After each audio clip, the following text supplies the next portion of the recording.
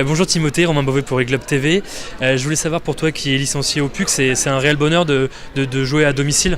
Ah bah c'est clair, c'était pour moi impensable de ne pas être là cette année. Déjà que j'ai été là les deux éditions précédentes et c'est un meeting moi qui vraiment me tient à cœur. Du coup, quand j'ai su que c'était à Charletti, c'était encore le top du top. Du coup, c'est vrai que pour moi, c'est vraiment une date incontournable de mon calendrier cette année. Tu n'auras pas une pression supplémentaire puisque tu joues à domicile? J'ai envie de dire, de toute façon, j'aime bien la pression.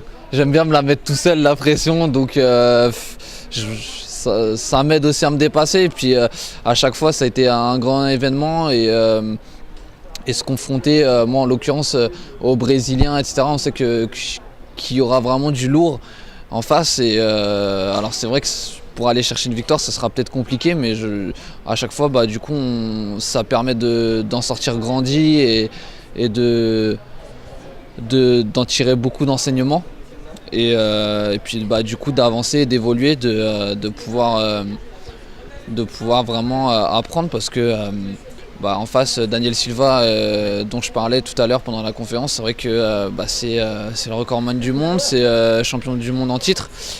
Du coup c'est vrai qu'aller le chercher ça sera difficile, mais je veux dire on va pas partir non plus battu parce que tout peut se passer lors d'une course. Et j'ai envie de dire, si on n'a pas de rêve, on n'avance pas parce que j'ai un peu comme idée le fait d'avoir une vie de rêve. C'est pas par prétention, c'est simplement qu'en général, je pars du principe qu'une vie normale, c'est une vie de rêve qu'a foiré. Ouais. Et ça sera aussi un avantage de jouer devant ta famille et tes proches aussi ici à Charletti? C'est clair. Pour moi, je vais avoir de la famille, je vais avoir des amis qui seront là. Donc c'est vrai que j'aurais à cœur de faire une grosse perf ici. J'ai des objectifs assez clairs cette saison. Si je peux les réaliser dès le 4 juin et ici, ça sera vraiment un pur bonheur. C'est-à-dire que cette année, je vise le record d'Europe qui tient depuis 1998.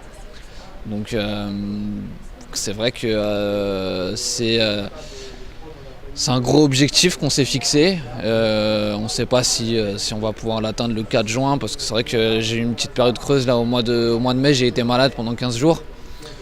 Mais bon, comme on dit, il vaut mieux être malade que blessé.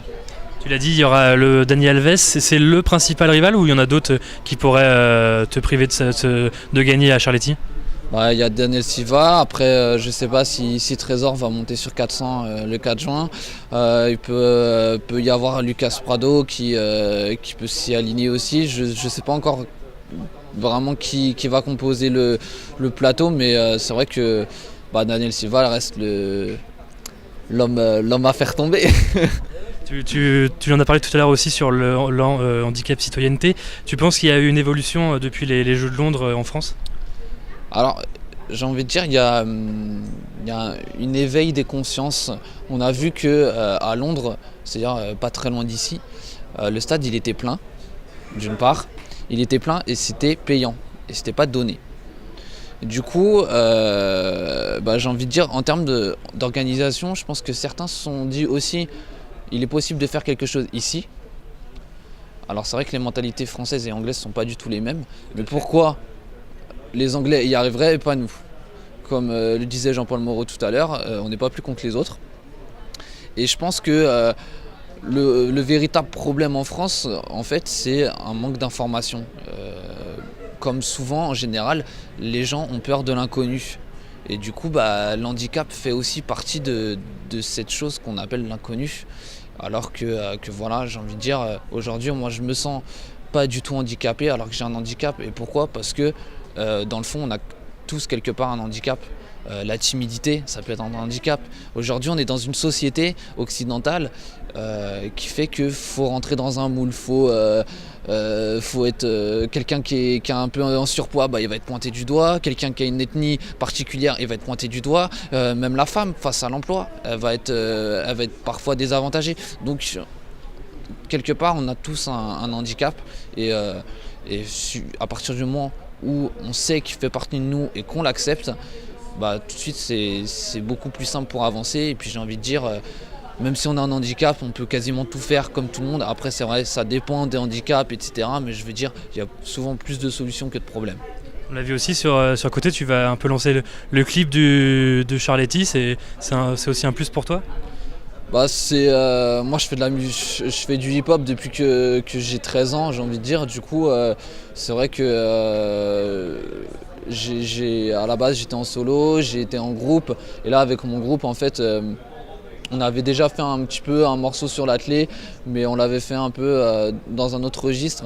Et là, c'est vrai que en échangeant avec Mélissa et Régis, les organisateurs, c'est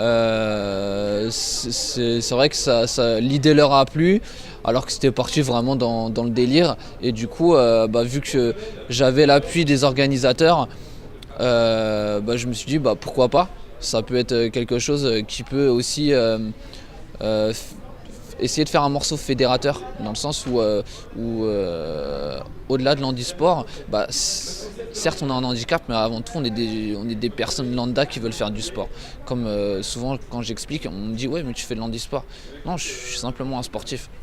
Et je veux dire, à côté de ça, il y a plein de sons qui peuvent tourner dans un stade. Et pourquoi pas, justement, allier cette image de musique qui parle un peu à tout le monde à l'handisport. Ça peut peut-être aider aussi. Merci Timothée, bonne chance pour Charletti. Avec plaisir. Et puis,